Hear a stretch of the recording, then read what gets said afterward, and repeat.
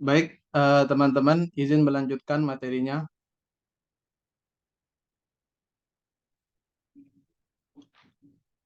Ketika melihat peta konsep mata kuliah kita, yaitu manajemen risiko, maka posisi dari materi kuliah pada kesempatan sore hari ini itu ada di posisi kedua, yaitu tentang pengukuran. Jadi setelah pemahaman risiko, ada pengukuran risiko, terus desain mitigasi dan analisis keputusan.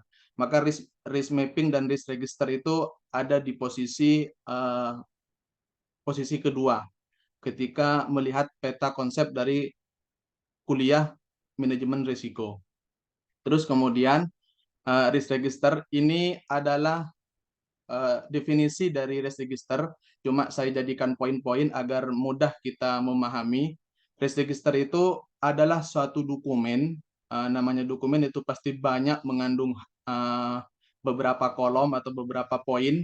Salah satunya di dalam dokumen itu harus berisi tentang daftar potensi kejadian risiko.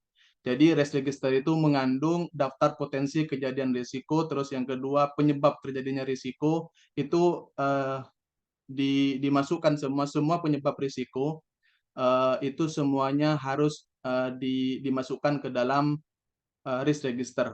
Terus yang ketiga gejala-gejala terjadinya risiko, terus juga probabilitas risiko. Probabilitas itu adalah seberapa sering terjadinya risiko itu. Terus kemudian dampak risiko, ketika terjadi risiko itu dampaknya kira-kira seperti apa? Karena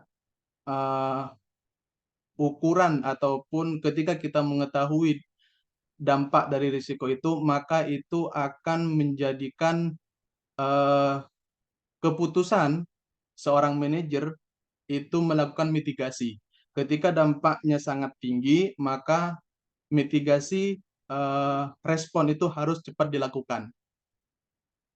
Terus yang keenam adalah ukuran risiko inherent, yaitu risiko yang menempel pada setiap kegiatan. Tentu setiap kegiatan produksi, kegiatan dan lain-lain itu pasti mengandung risiko. Nah, kita harus mengetahui ukuran yang menempel di setiap kegiatan itu. Itu adalah risiko inherent. Terus yang selanjutnya nomor 7 adalah ukuran risiko residual. Itu adalah ketika risiko inherent itu kita analisis dan kita berupaya untuk meminimalisir, mengurangi risiko yang akan terjadi, itu tentu masih mempunyai dampak-dampak risiko ketika itu terjadi. Itu adalah ukuran risiko residual. Terus yang selanjutnya adalah penanggung jawab risiko. Artinya dari setiap departemen ketika berbicara tentang perusahaan atau di setiap divisi jika bicara tentang organisasi itu mempunyai tanggung jawab atau Belum bergerak ya job itunya ya. desk. Ya Pak, Apa, slide-nya Mas? belum Apa? gerak itu Mas. Slide-nya Mas belum gerak Mas. Gimana? PPT-nya masih PPT-nya stay. Masih?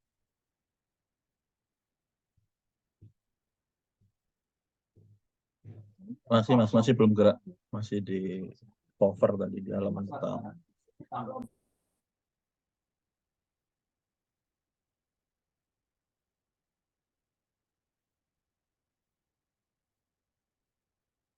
Udah ya, udah ganti ya. Oke, Di udah. slideshow aja, Mas.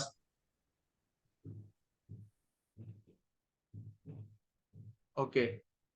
Nah, untuk selanjutnya yaitu penanggung jawab risiko.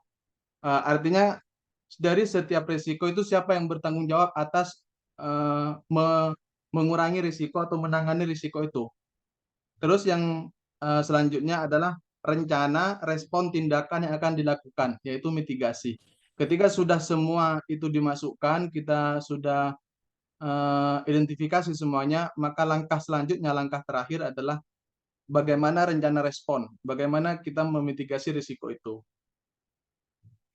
Terus selanjutnya ada empat hal pokok yang harus ada di risk register. Yang pertama adalah sumber risiko, terus yang kedua adalah kejadian, kapan dan di mana. Terus selanjutnya adalah dampak. Terus yang terakhir adalah penyebab. Setiap kegiatan, misalkan kita contohkan kebakaran gudang, kejadiannya adalah kebakaran gudang. Penyebabnya apa? Yaitu penyebabnya konsleting. Terus dampak dari kebakaran itu adalah merugikan perkiraan 15 miliar misalkan. Dan sumber risikonya adalah api. Oke, next. Identifikasi risiko. Salah satu yang harus kita... Oke, sebentar ya.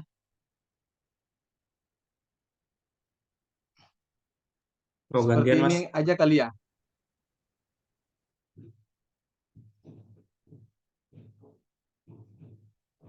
Oke, selanjutnya adalah identifikasi risiko. Nah, ketika kita mengidentifikasi risiko, yang harus kita tanyakan pertama adalah bagaimana hal tersebut bisa terjadi. Risiko itu penyebabnya apa? Seperti yang sudah ada di slide sebelumnya. Terus yang kedua, departemen manakah yang terlibat? Ini berdampak terhadap departemen mana? Dan siapa yang bertanggung jawab? Terus yang ketiga, siapakah yang bertanggung jawab? Terus bagaimana dampaknya? Dampak dari risiko itu. Terus setelah itu bagaimana memitigasi yang dapat dilakukan. Oke, selanjutnya langkah-langkah menyusun risk register. Ini nanti akan dibahas sama Mas Riki mengenai studi kasusnya. Bisa mengikuti nanti langkah-langkah. Ini pokok yang harus poin-poin pokok yang harus kita identifikasi ketika ingin membuat risk register. Yang pertama adalah identifikasi kejadian risikonya, terus selanjutnya identifikasi sumber risikonya, terus kemudian identifikasi penyebab risikonya, kemudian dampak yang ditimbulkan itu apa aja, semuanya, mulai dari hal terkecil sampai yang berdampak sangat fatal, terus yang terakhir adalah mitigasinya, tindakan mitigasinya seperti apa. Oke, selanjutnya manfaat risk register. Yang pertama, risk register merupakan catatan risiko yang dapat digunakan oleh stakeholder sebagai referensi pengendalian risiko secara efektif.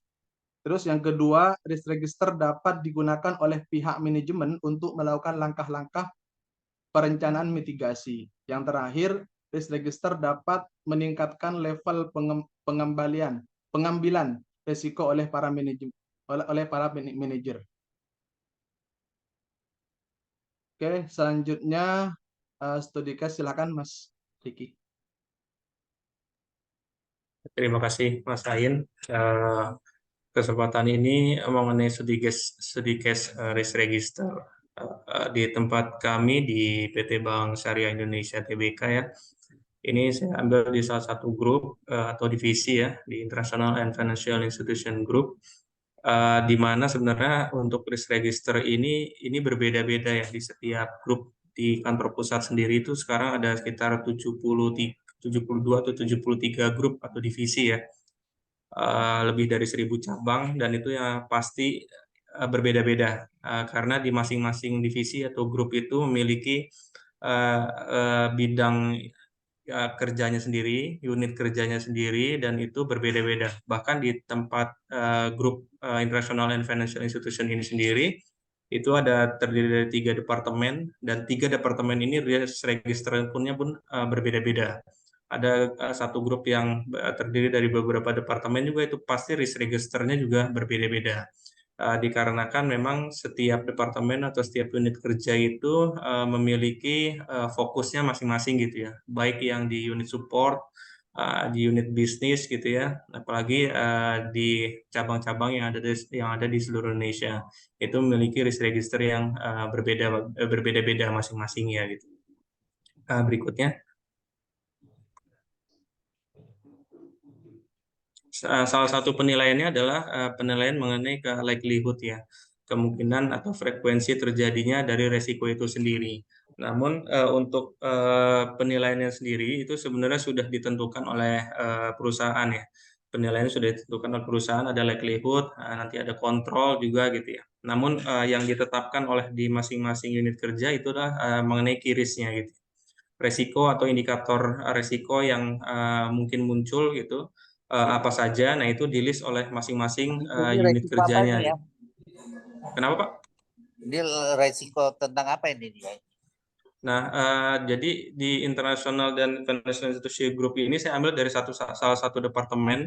Jadi kalau di unit lain itu nasabahnya adalah retail gitu, ada corporate, ada perusahaan gitu ya Pak. Kalau Ini di bank grup ya? ini nasabahnya adalah bank Pak. Jadi Oh, counterpartnya itu adalah bank gitu, di FI.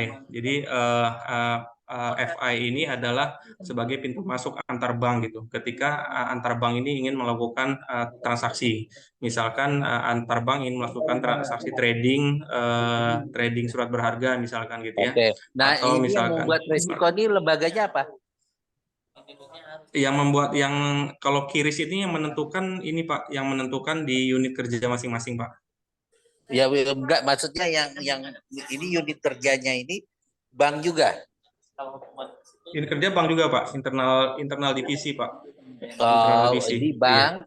bank melihat risiko transaksi Bank antar bank gitu ya. antar bank lain, iya, kepada bank lain. Misalkan transaksi ekspor impor gitu.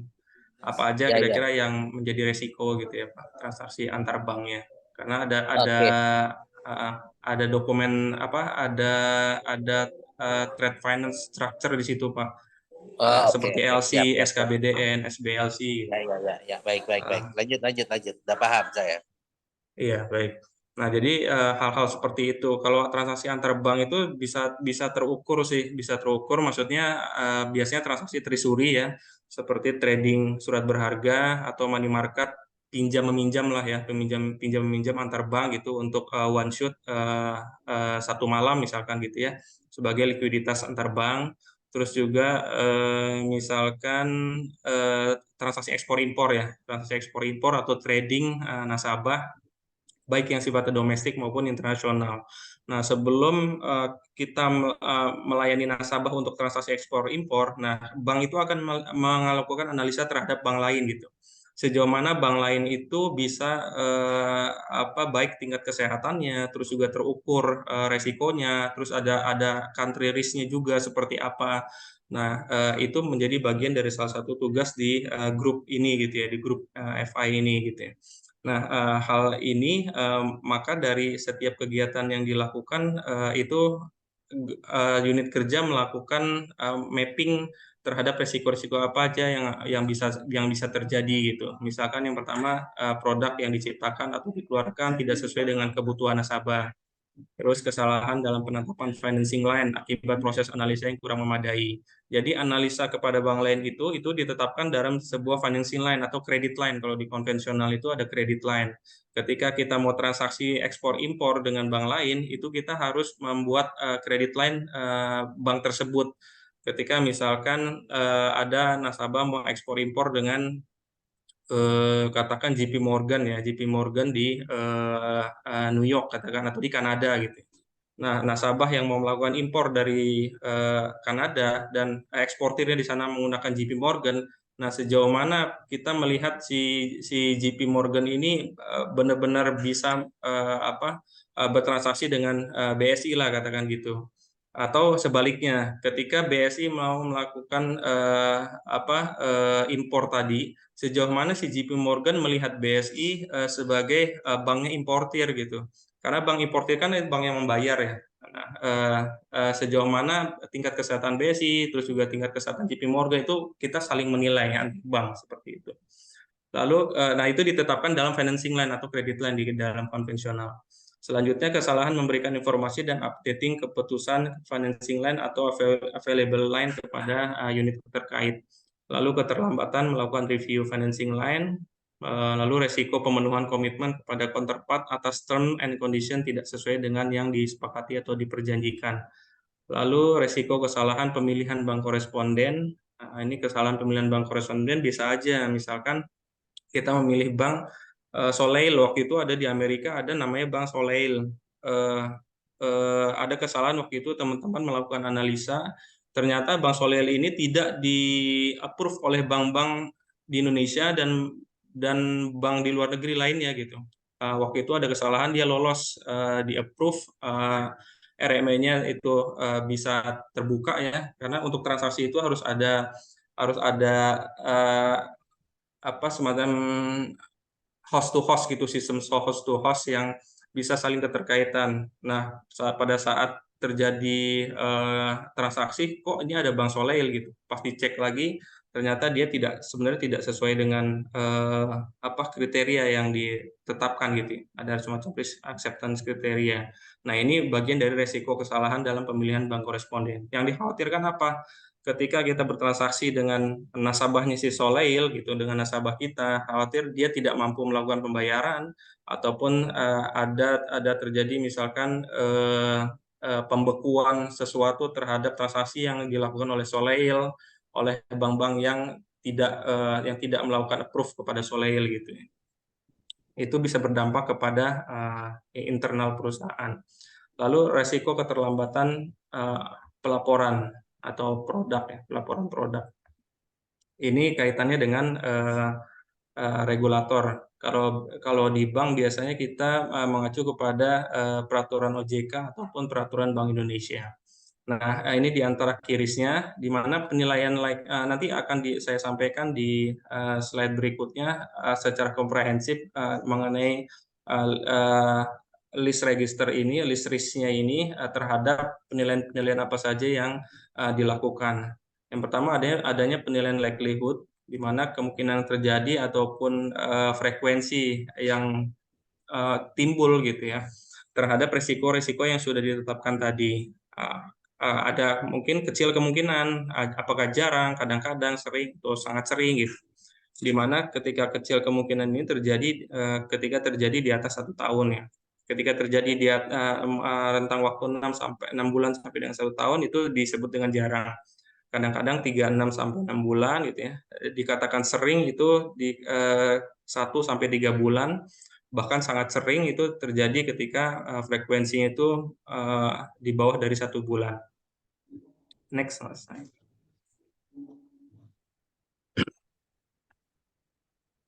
Ya, berikutnya mengenai penilaian impact ya. Impact-nya seperti apa gitu.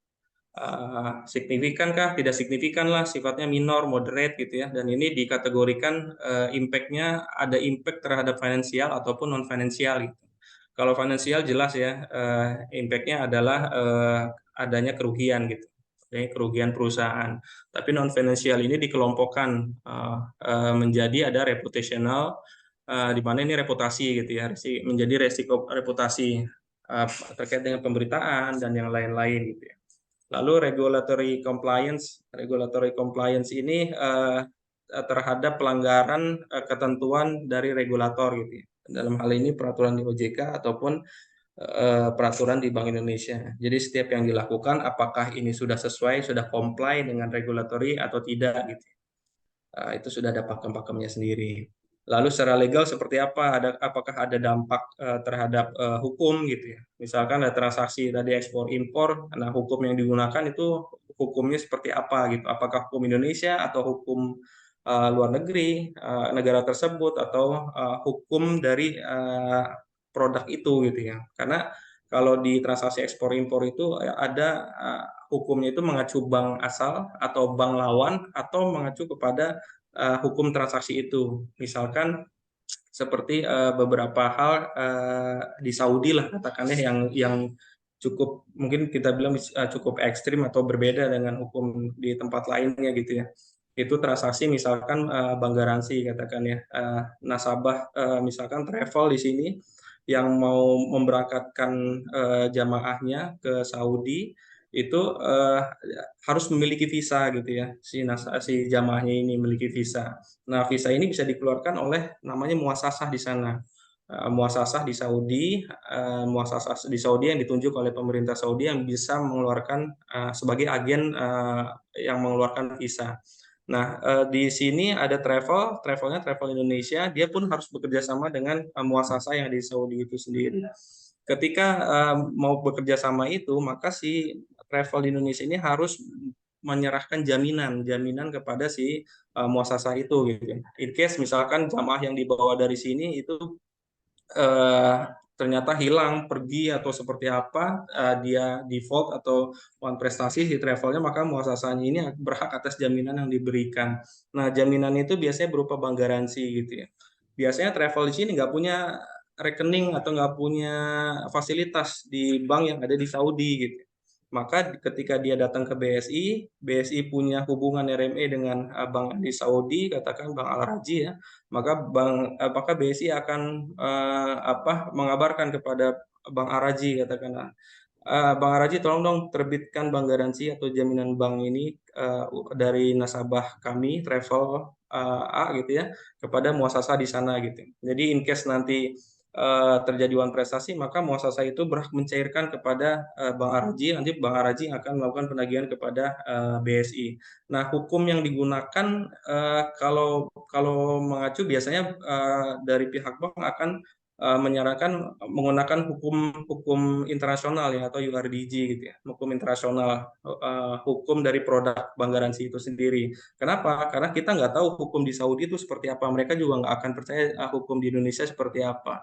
Nah, hukum di Saudi itu bisa aja ketika wan prestasi hilang tangan atau bahkan sampai hilang nyawa gitu ya.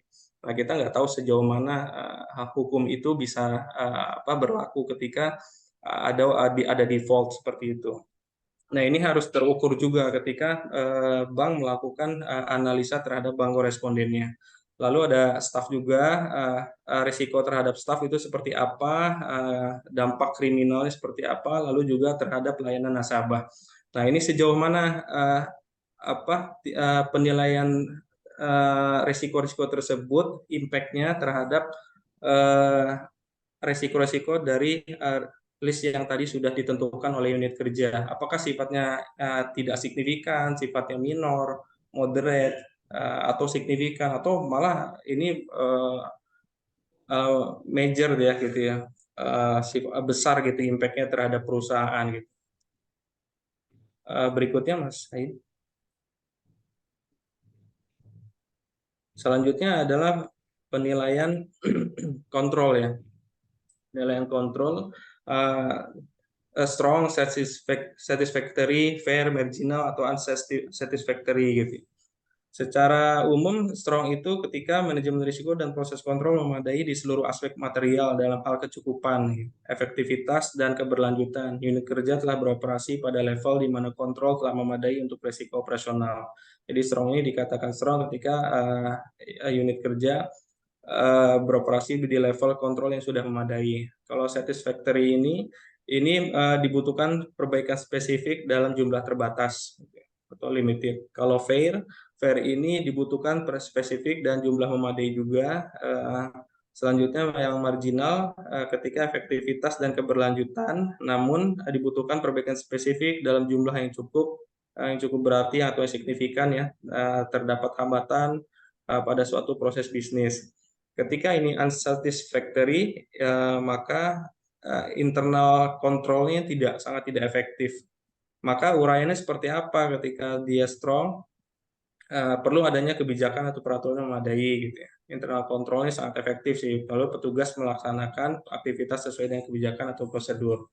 Pengawasan atasan optimal. Lalu dalam 5 tahun terakhir tidak terjadi kerugian akibat kegiatan operasional rutin unit kerja. Lalu yang unsatisfactory yang paling parah adalah ditunjukkan dengan adanya ketersediaan kebijakan prosedur yang tidak memadai, maka harus diperbaiki prosedurnya. Lalu petugas tidak melaksanakan aktivitas sesuai kebijakan atau prosedur, maka ini petugasnya juga harus dilakukan pembinaan dan pelatihan gitu, seperti itu. Lalu pengawasan yang tidak optimal dari atasan, maka perlu ditingkat lagi level pengawasannya. Lalu terjadi kerugian akibat kegiatan operasional, artinya ini hal-hal yang dapat terjadi gitu ya ketika penilaian kontrol ini terjadi. Nanti itu akan dimasukkan dalam kategori angka ya untuk penilaiannya sendiri. Nah, ini saya tunjukkan untuk penilaian secara keseluruhan di next Mas Hain. Saya ambil salah satunya adalah risk control and self assessment ya, atau RCSA ya. di mana di masing-masing key risk ini yang sudah ditetapkan oleh unit kerja tersebut itu sejauh mana penilaiannya ya terhadap di masing-masing risk ataupun resiko yang sudah ditetapkan. Nah, ketika predikatnya medium tadi dari sisi likelihood atau impact gitu ya, terus juga satisfactory gitu ya, dari control ratingnya juga dari sisi keseluruhan composite-nya itu tergolong rendah gitu ya, rendah atau menengah ke rendah, maka cara kontrolnya adalah melakukan identifikasi dan menganalisa dengan mempertimbangkan faktor risiko dan analisa profitabilitas, lalu pengembangan produk dan fitur treasury untuk optimalisasi bisnis treasury dan international banking. Artinya ini terkait produk. Jadi sudah ditetapkan listnya apa saja yang menjadi risiko, lalu diukur seberapa besar sih risiko dari risiko-risiko yang mungkin timbul tersebut. Lalu cara kontrolnya seperti apa? Nah, ini sudah ditetapkan sih ya di setiap unit kerjanya yang dilakukan, dan ini dilakukan setiap triwulan gitu. Setiap triwulan dan dilaporkan kepada otoritas. Di mana ada kesalahan penetapan financing line tadi, kalau ada seperti itu. Nah, kebetulan ini di triwulan ketiga kemarin ya, untuk pelaporan di bulan September. Secara keseluruhan resikonya tergolong rendah, medium ke rendah lah ya, bahkan banyak juga yang tergolong rendah. Maka penyelesaiannya itu cukup meningkatkan koordinasi semacam itu, meningkatkan pengawasan, terus meningkatkan kapabilitas SDM. Jadi tidak terlalu yang signifikan harus melakukan perombakan organisasi, misalkan harus melakukan bahkan pergantian petugas, misalkan nggak sampai secara signifikan seperti itu, karena sudah diukur dari tingkat resiko, lalu juga kadar risikonya ini rendah, sedang atau tinggi gitu. Lalu berikutnya Mas Haim, next. Nah, selain dari bisnis itu sendiri atau risiko dari pekerjaan yang sehari-hari, ini di unit kerja ini juga melihat dari key risk indicator, ada KRI-nya juga, jadi ada beberapa kriteria gitu ya. Selain dari bisnis tadi, itu juga diperhatikan dari struktur organisasinya gitu ya. Infrastrukturnya baik dari sisi pegawainya, terus juga organisasinya, terus juga internal dari grup itu sendiri ya, seperti misalkan open position sesuai struktur organisasi gitu ya. Itu dihitung posisi yang kosong tuh ada berapa gitu ya. Posisi yang kosong tuh ada berapa, seharusnya total formasinya ada 40, ternyata masih ada posisi yang kosong 8. Nah, diukur lagi secara threshold-nya itu yang masuk green, yellow, dan red gitu ya, dikelompokkan. Ketika green itu maka no gap, total formasi 40 itu dikatakan green gitu ya, sesuai dengan total formasinya. Lalu di sini karena masih ada total posisi yang kosong, ada 8, itu sekitar 20% dari total formasi yang dibutuhkan, maka ini tergolong yellow gitu. Kalau ini biasanya dibuat dalam bentuk Excel ya. Kalau di dalam bentuk Excel itu sudah ada indikatornya gitu ya. Ketika dia skornya 20, maka dia akan kuning gitu. Kalau 100% dia akan green gitu. Selain itu training pegawai, jadi diperhatikan juga training pegawainya seperti apa. Sudah training semua belum di tahun ini gitu. Nah, dalam hal ini sudah 100%, maka dikategorikan hijau ya, green gitu. Berikutnya jumlah kerugian risiko operasional. Ada kerugian nggak selama satu triwulan ini gitu. Q3 ini tidak pernah terdapat kerugian, maka 0. Maka dia adalah tidak ada kerugian, maka green gitu. Lalu standarisasi sistemnya atau antivirus, bagaimana laptopnya gitu ya. Terus standarisasi Windows-nya, bahkan itu diperhatikan. Terus ada nggak kerusakan aset fisik akibat kejadian eksternal, misalkan ada kebakaran atau gempa gitu, atau ketidaktepatan waktu penyampaian laporan yang sifatnya internal internal compliance gitu, dan atau eksternal, karena setiap 3 bulan ada pelaporan kepada eksternal juga gitu ya. Dalam hal ini OJK ataupun Bank Indonesia. Lalu apakah ada denda atau sanksi dari regulator gitu? Terus SLA-nya seperti apa, sesuai apa enggak gitu. Bahkan kondisi pegawai cuti atau belum cuti pun itu diperhatikan gitu. Sudah block leave atau belum pegawainya gitu. Dari tadi 32 pegawai itu sudah block leave semua atau belum. Kalau belum, maka ada berapa yang belum, masuk indikator threshold-nya itu apa. Ketika ada indikator threshold-nya itu di yellow aja, ini sudah langsung ditegur, maka pegawai yang bersangkutan ya harus block leave gitu. Jadi ini diterapkan supaya benar-benar produktivitas tetap terjaga, terus juga selain benar-benar mengejar target yang sudah ditetapkan oleh manajemen, setiap unit kerja juga harus memperhatikan infrastrukturnya, pegawainya gitu ya, work life balance-nya sudah berjalan atau belum gitu, agar dilakukan agar produktivitas tetap tinggi gitu.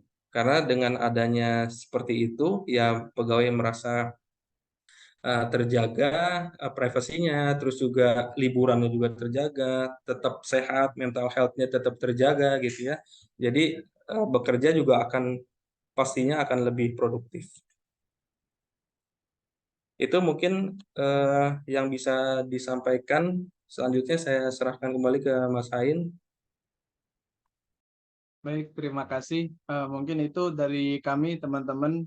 Selanjutnya saya kembalikan ke Pak Agung terlebih Ya. dahulu. Loh. Jadi dari berapa kelompok nih yang sudah presentasi? 3 ya? 4, Pak. 4. Yang pertama apa? Yang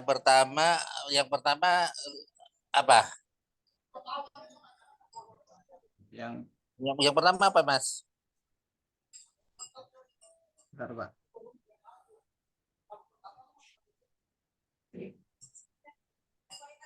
Yang kedua risk mapping kan ya? Risk matrix, Pak. Pertama risk matrix. Oh ya, risk matrix. Yang kedua Quantitative SWOT SWOT. ya. SWOT. Yang ketiga Risk mapping. kemarin. Iya, masih muda, kelahiran 2004. Ya, yang terakhir teman-teman ini ya. Iya, Pak. Oke.